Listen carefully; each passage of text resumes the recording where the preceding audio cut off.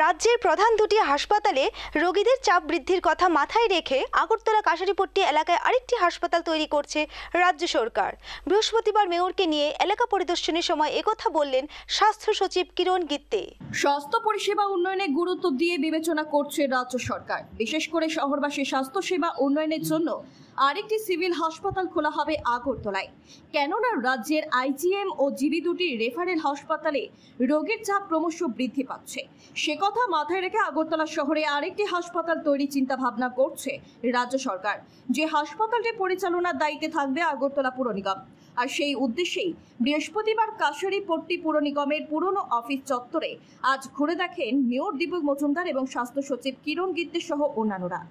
যদি সবকিছু ঠিক থাকে তাহলে হয়তোবা কিছুদিনের ভিতরেই তৈরি হতে যাচ্ছে এই স্থানে আরও একটি সিভিল হাসপাতাল। এক সাক্ষাৎকারে একথা জানালেন স্বাস্থ্য সচিব কিরণ গিত্তে।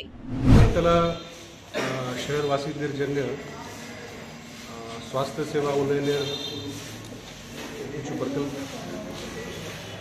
পরিকল্পনা আছে। তো health department Agartala municipal corporation के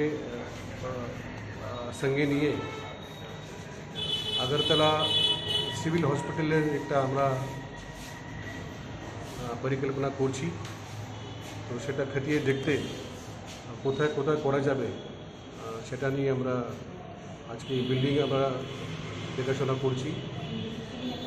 আমাদের যে রাজ্যের যে দুটো হাসপাতাল গোবিন্দ বল্লভ পন্ত হসপিটাল এবং আইজিএম, এখানে ডেলি ওপিডি প্রচুর ভিড় হচ্ছে।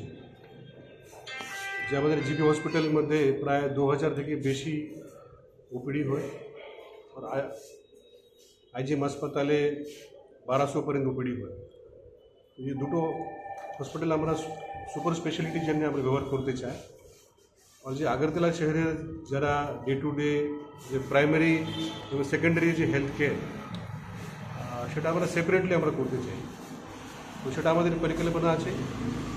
তো আগরতলা म्यूनसिपल কর্পোরেশন মেয়র সাহেব আছেন, কমিশনার সাহেব আছেন, ওনাদের যে কর্পোরেশন মিটিং মধ্যে ডিসকাশন করবেন আর ওনারা প্রস্তাব দেবেন। তো যেভাবে প্রস্তাব আসবে সেভাবে আমরা আগামীকালে আমরা দেখব।